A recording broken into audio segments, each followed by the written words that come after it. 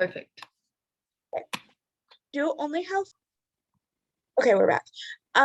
We only have 40 minutes on this. So does anybody know if it has to be 60 minutes long that we meet? I think it's 60 to 90. Okay, well, let's record this first 40 minutes and then make a new link and record 20 minutes of that. Since we Cool. got a late start, I might have to go to work. Okay, we'll But figure it out. yeah, okay. Did Okay. did you send a Google Doc with the email?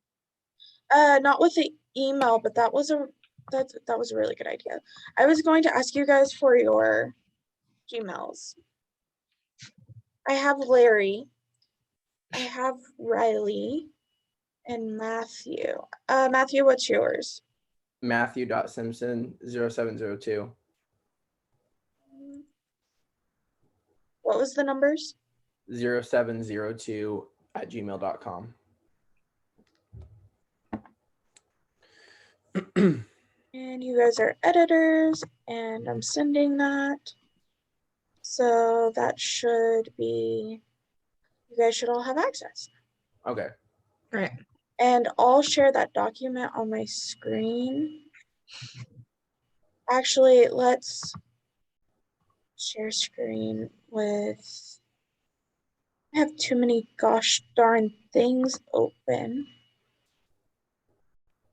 Yeah, let's do that. Sweet. Wow, But fancy. Look at you. Okay. Do you want to just like talk about kind of like an overview first, or do you want to go right into person? I think we should talk about a little bit of an overview first, just to kind of get us going. Go ahead, Sierra. So I mean, we all read the book, we know what happens, but I really thought that the book was interesting because she like very willingly admits that she doesn't know all the details. So it's an interesting like compilation of what she does remember, what she had written down, plus how her parents remember it, the doctors and like the nurses and all the staff involved too. So I thought that that part was really interesting. And then just kind of like going with her on her journey of self-reflection throughout the process, like when she was in the middle of the psychosis, like she thought she was thinking very clearly and she like felt very powerful and in control. And then like if you read the parents' perspectives of how she was during that time, they're like, Susanna, it wasn't good. So Yeah. I Yeah. thought that that part was really interesting. I like how we got like the perspectives of, like you were saying, Sarah, but like not just her, but her parents and Steven. That was his name, I'm pretty sure, her boyfriend, and then her friends from college and co-workers from the journal. So I really liked being able to see other people's perspectives on her condition as well. I think a lot of I'm gonna take notes under the group shared professional takeaway message. I'm just gonna put bullet points. Okay. Kind of what we say, and we can make it into a paragraph later. I think I mean, yeah, we got a lot of those like firsthand accounts from other people, but I think a lot of the piecing together also came from the videos. Yes. And that's really cool that like they have this whole thing on videotape, like all of everything she went through, which is interesting because obviously the videos aren't on every floor.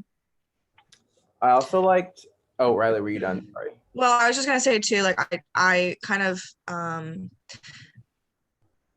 like you said, Sierra, she really thought she was, thinking clearly and I mean there was confusion, especially in the beginning, but I like really looked at this book from her family's perspective and her boyfriend's perspective, and I was like, wow, that would be really, really hard.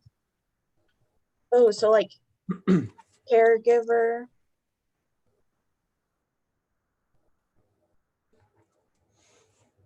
I also liked a lot that when it was talking about a lot of the diagnoses and a lot of the like symptoms and stuff, it like it would go into detail about what each one was talking about so that you had an idea of what was going on like at the neurological level. Yeah, it was even just saying like what the cerebellum and like shit Yeah. stuff was. I think that like really helped me, especially like put it in perspective, be able to get on that science, you know, that scientific level of understanding. And I I think like it's hearing- important for her and her family too. Like, you Mhm. know, we just say like knowing the scientific part of it was nice, but for her, I'm sure like they looked it up, you know, afterwards to be able to write the book. But if that kind of stuff was like relayed information to her parents, they could get like a better understanding. Or some people just think in different ways. Like you could tell someone, yeah, her medulla that is responsible for this, like it's doing this now. Some people need that like Yeah. long explanation. So if they would have had that information during it, might have been helpful. Well, and at the end of the book, I don't know if you had gotten to this page yet, but they talk about what am I saying? Sorry, I literally lost track as I was saying that. What were you just talking about? The scientific parts. I know what you're Oh trying yeah, to at say the now. end she ends up like researching a bunch into it so she can like help other people know about it and like get more cases diagnosed. Yeah. So she So- like became It's not a smarter. chapter, but it's in the afterword. It's like 2 or 3 pages long. She talks about how because the parents of this girl with the same condition read her post in the New York Post, she basically the doctor believed them and like they were able to provide her with the treatment she needed.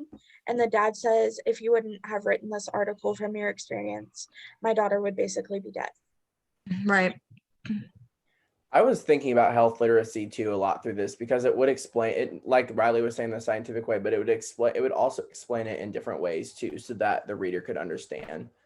So definitely keeping in mind the audience, you know, personally, I thought that was really, really interesting. Well, and you definitely would have to keep that in mind for when she was writing it for the post too. Exactly. Yeah, I really like that. I think you said something about it, Riley, the videos. I also liked it provided, oh yeah, that was the videos. I was thinking about what you were saying. I'm sorry.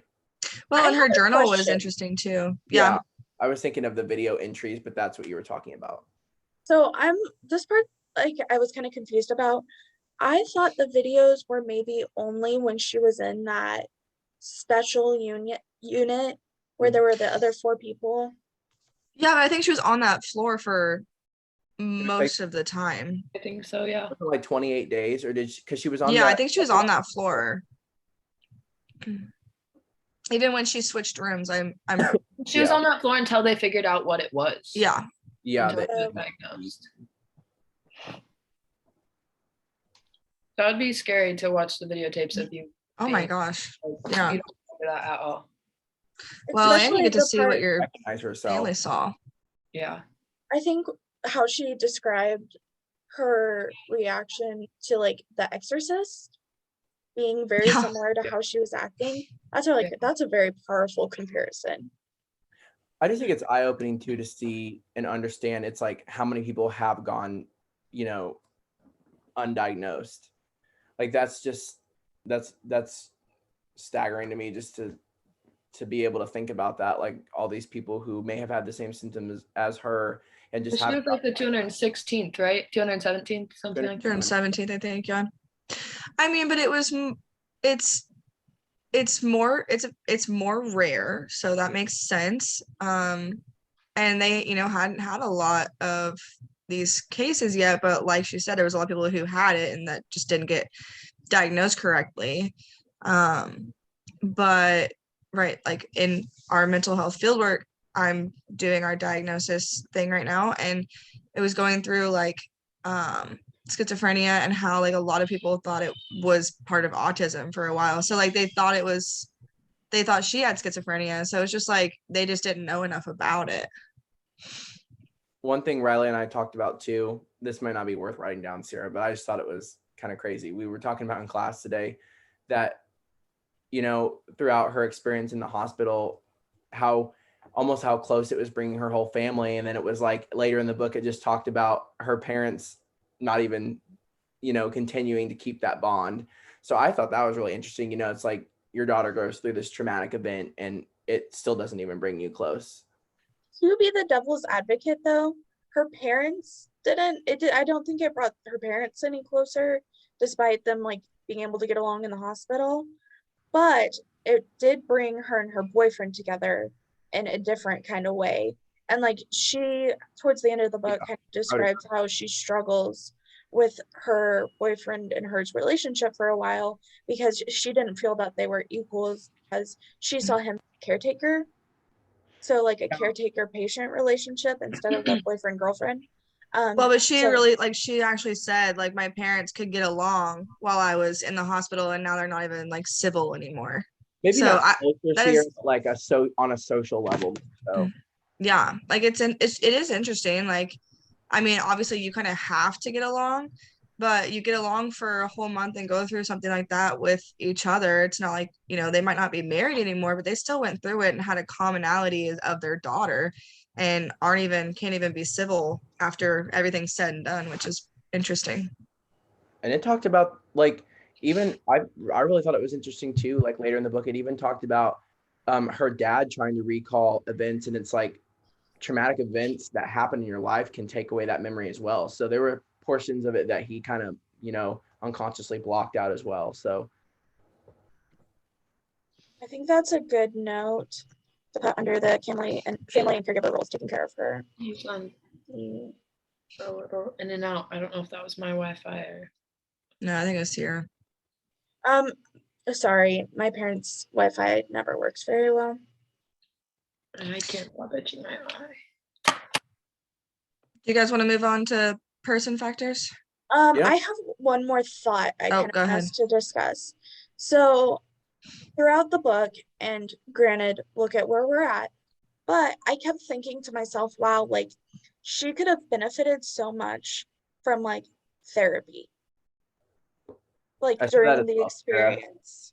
I said that as well as my individual thing in my individual assignment. So, I mean, would you be okay with saying that as part of like her one thing that like as professionals we would recommend like OT for her treatment, especially like, well, not okay. So for the mental health aspect, when she was like, you know, getting her treatments and starting to recover, but also for like her integrating with that transition back to like regular life, you know? Yes. I also agree. I was kind of thinking too, Sierra, and I also, like I said, I mentioned that in my individual assignment about, you know, the idea of transitioning. I also was thinking about it like while she was there at her stay, like you had just mentioned. Then I was thinking, well, was she like in the right condition to receive those services? Do you think? Like I was still thinking that she could have benefited from it, but I know there were times where it was almost like she was unconscious or she just wasn't, you know. Can I answer that? I think that wholeheartedly, and I feel like we will definitely get into this in a little bit, but wholeheartedly think that maybe not an occupational therapist per se, but the way that we think about someone's care could have happened so much earlier, and it might have like stopped a lot of progression of her what is it, autoimmune disease. Like the way that last doctor like actually stepped back and talked to her and like asked her about literally every little question, looked at her as a whole human instead of just one symptom, oh, let's give her medication, or one symptom, let's do this treatment or this test or whatever. Like if they would have put all the pieces together from the beginning, then it might have been a different story. But I feel like every time she saw someone, they just saw one piece of the puzzle and ran with it. Maybe an approach style. Right. I don't think OT per se, because she was going through a ton, but like the approach, a more holistic approach for sure. Yeah, I like that.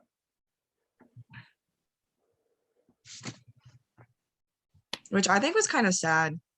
Like I think I highlighted it, but it was some part that she kind of just said like he actually looked at me like I was a person, and I was like, Yeah, and not a patient. I remember that part. yeah, it's sad. She had like 10 doctors before that. Yeah. Well, the most upsetting one was the one that thought she had just had too much alcohol. I'm like, oh, you are Yeah. really hurting my heart. Yeah.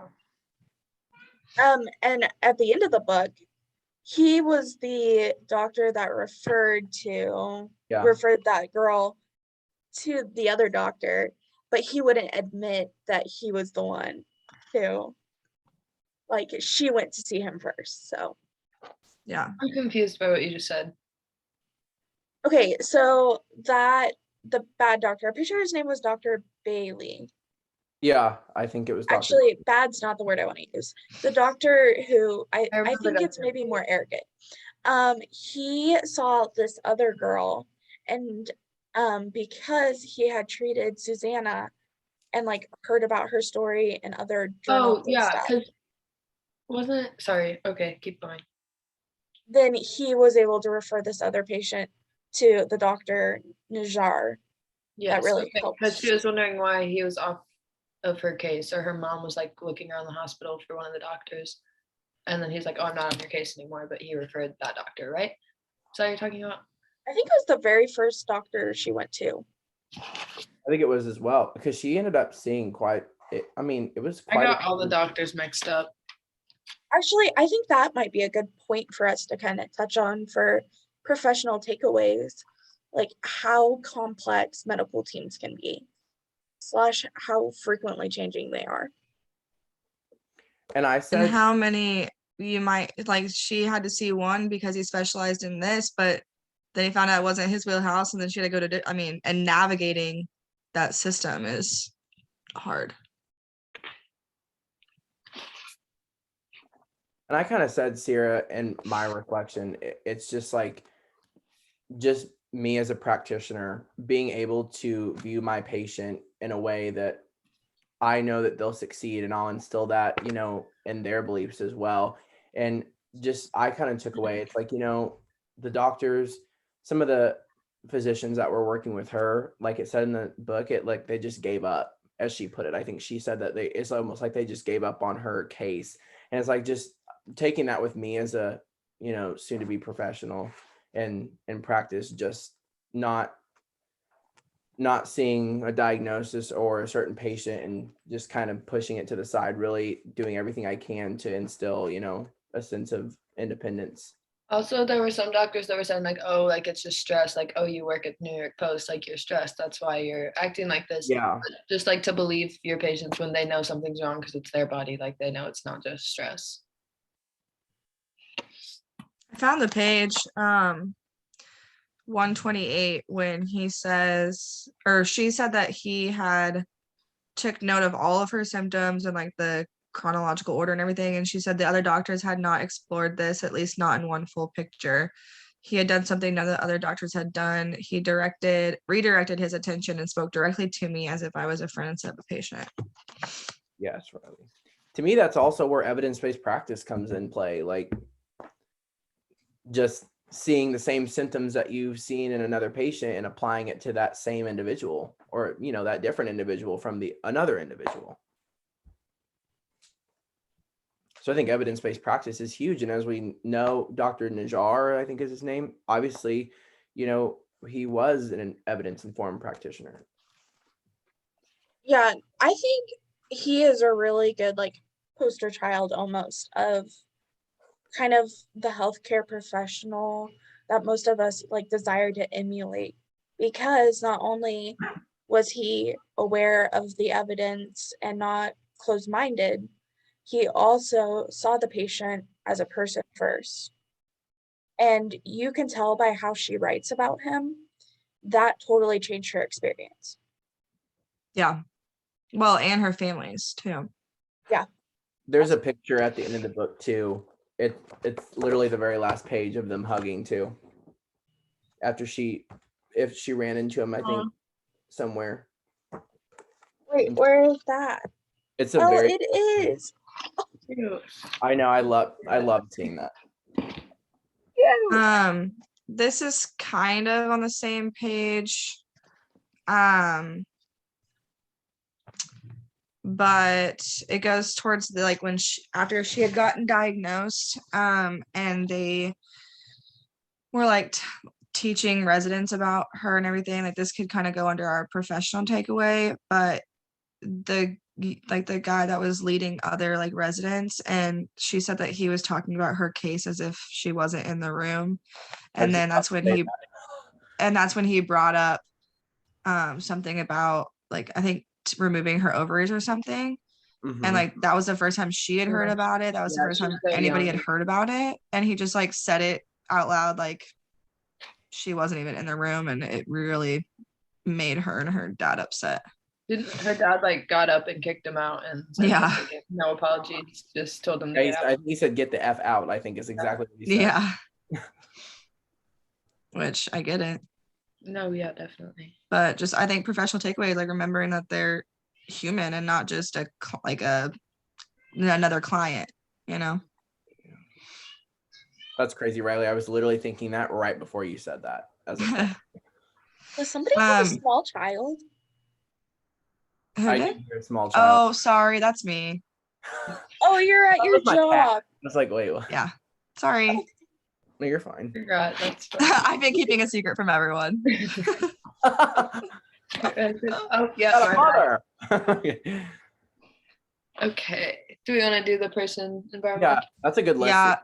Let's do it really quick, but I want this kind of doesn't really have to go in any box, but I thought this is very interesting. Dr. Najjar said to her, you have to look backward to see the future.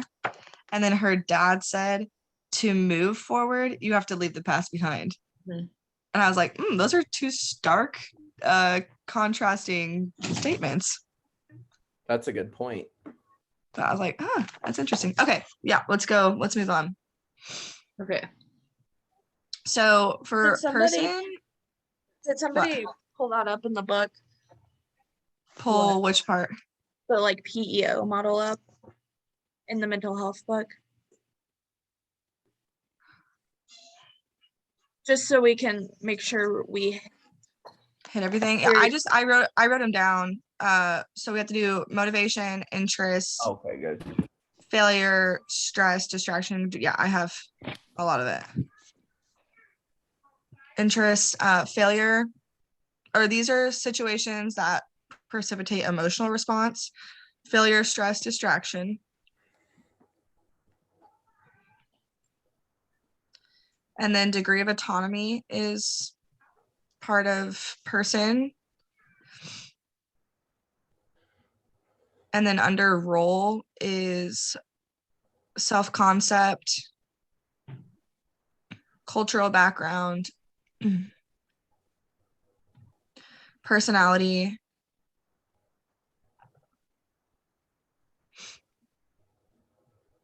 health,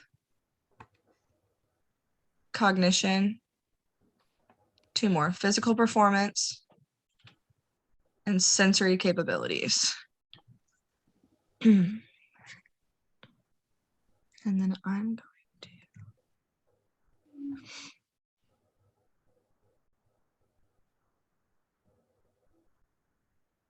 Okay, and which one of those were the like head or the headings for the category? role was, and then hold on. The failure, stress, and distraction are situations or conditions that precipitate emotional response. Okay, so I just put condition, yeah. Yeah.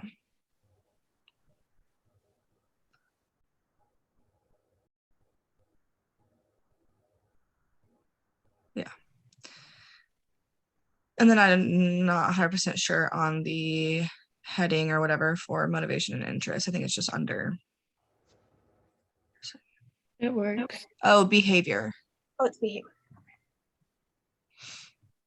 That'll do, donkey. That'll do.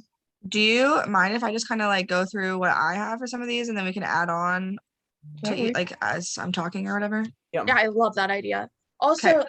is this what we need to have page numbers for?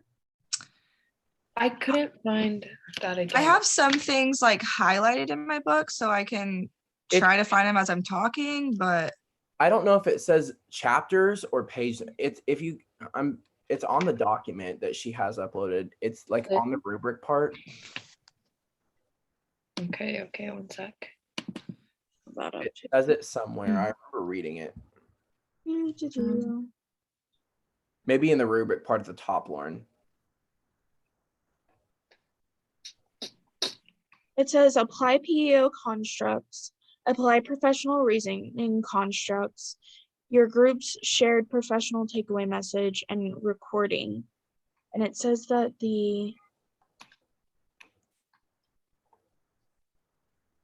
she might have said that in the video. Did you guys watch her video? I only watched part of it. Yeah. No, it wasn't the video. She said it. It was. can we just go back and add page numbers like if we need them later? Yeah. I remember. I don't know where it went. I also want to add that like some of these things might be facilitators and some might be barriers. So I don't know how you want to determine like when you're typing, but Color coding. Well, that's the other thing. This can only be 3 pages long, so I don't know if we can do just bullet points, but we can start there.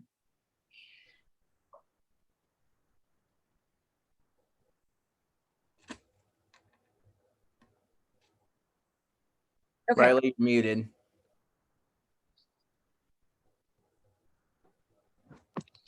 For motivation I had dream job as a reporter.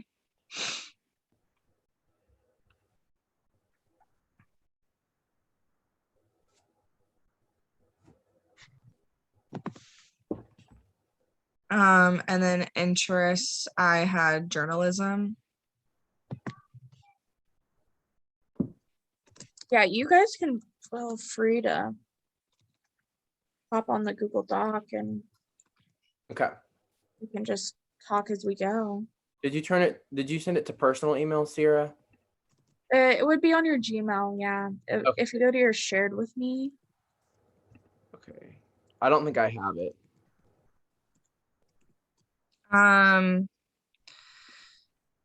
Well, okay, do we necessarily need to split them up into facilitate? No, we don't need to. Okay. So just write them under the. I am following.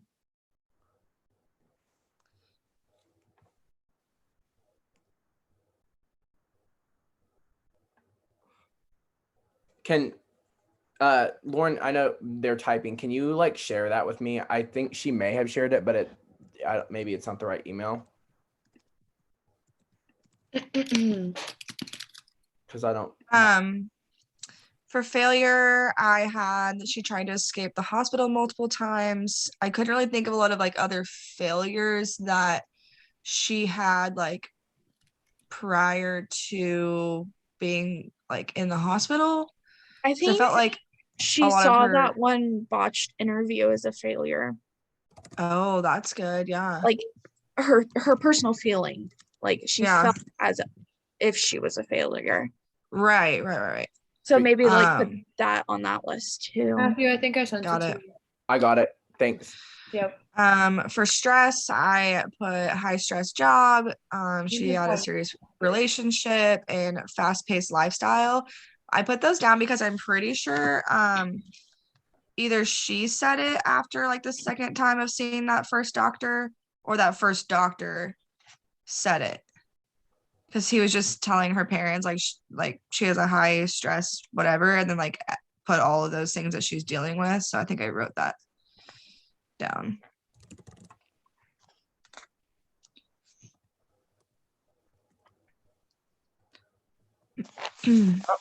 What the heck did I just do? I don't know what you're doing.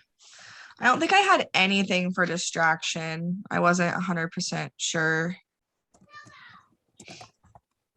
I would consider her illness as a distraction, at least from her job in the beginning. Really, right at the beginning of her psychosis.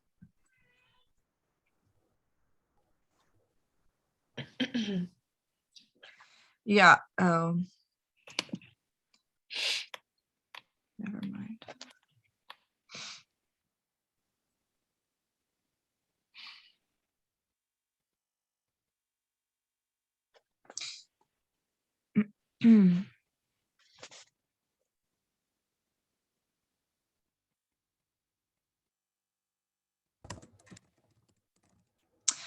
Oh, you guys, we didn't talk about A, that first doctor was missing details, but B, that he was writing, if she said she had two, it says doctors usually doubled, even tripled numbers of like alcoholic drinks because patients often lie about their vices. Instead of 2 drinks a night, he probably believed the number was closer to 6. Yeah. You've never heard that? No, I was like, I had what? heard that before, but that's just crazy that with her number would be 6. Wow. That's what I think about every time the doctor asks me, do you consume alcohol? And I say, yes, every now and then. And they say, okay. But then they think, oh my gosh, triple that. Right. That's funny. I hadn't heard that before.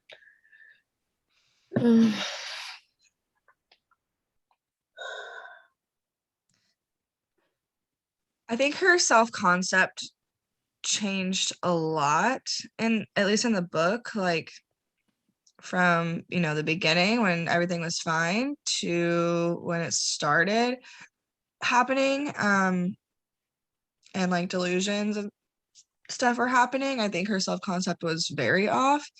And then while she was, in the thick of everything, I think her self-concept was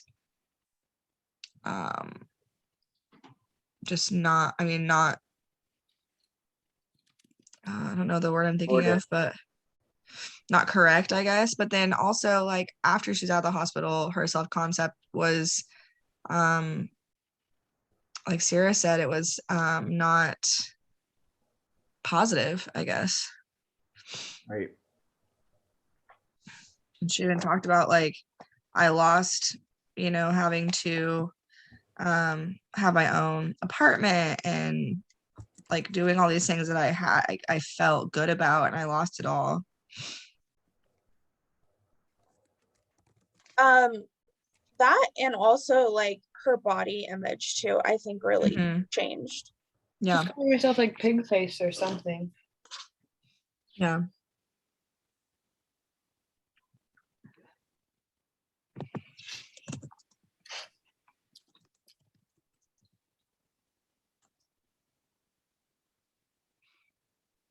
I didn't have anything for cultural background.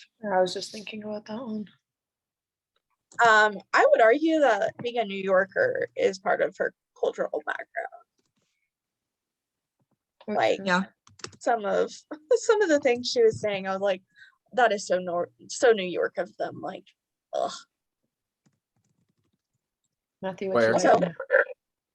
I was going to, but I saw. Oh, sorry. That's okay. You can add, Lauren. Somebody ring the doorbell. I'll be right back.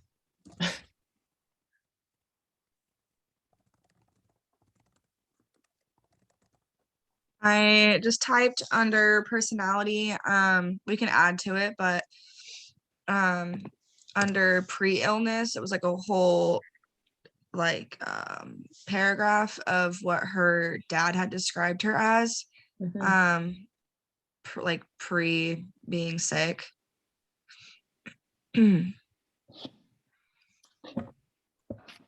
Is health under health, I'm probably just gonna put all of like a lot of symptoms.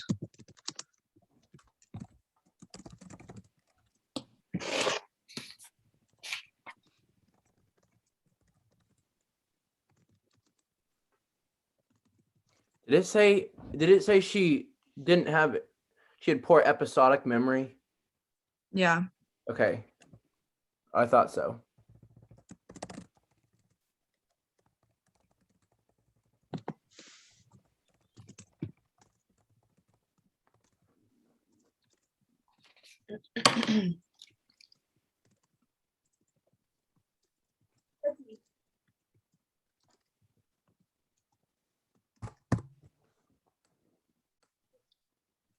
I love being home at my parents' house. Everything's so great.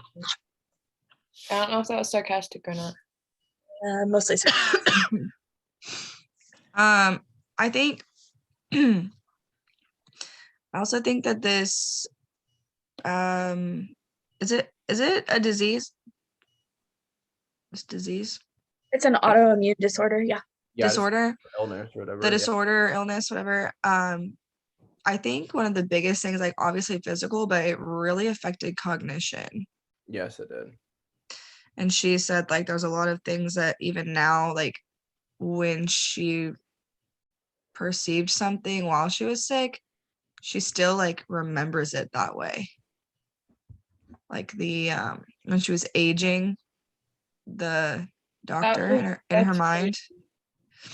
Yeah, or like one of like I think it was a picture or something in a waiting room and it was like changing or whatever. And she's like, I can still vividly like remember it in that way. Or the flight risk bracelet. Yeah. I thought it was a different color. Also, throughout the book, what she was thinking people were saying about her, like she was hearing things people were saying, but Yeah. they weren't actually Like she saying. asked her mom if her stepdad really called her a slut. I was like, her mom just laughed. Like, no, why would he call you? Why would he call you that?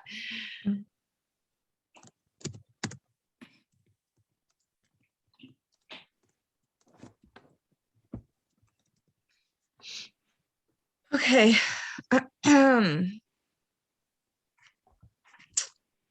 What do we think? Are we good with Yeah, Riley. I think- person? yeah. That looks, yeah. Well, we're already at 2 pages. Also, We can- our time expires in 2 minutes, and Okay. we'll just have to hop on another one. I have to stop. Okay. Should we just do that now? Yeah, that's fine. I'm sure she's Yeah. gonna be really understanding of the recording thing. Yeah, probably. Okay. Okay. So let's make sure we end the recording and Do we save have it. a link, Sierra? It's supposed to be saving to my computer. Okay. Right. And then do you just want to email another link then? I will be Okay. doing that very shortly. All right. Okay.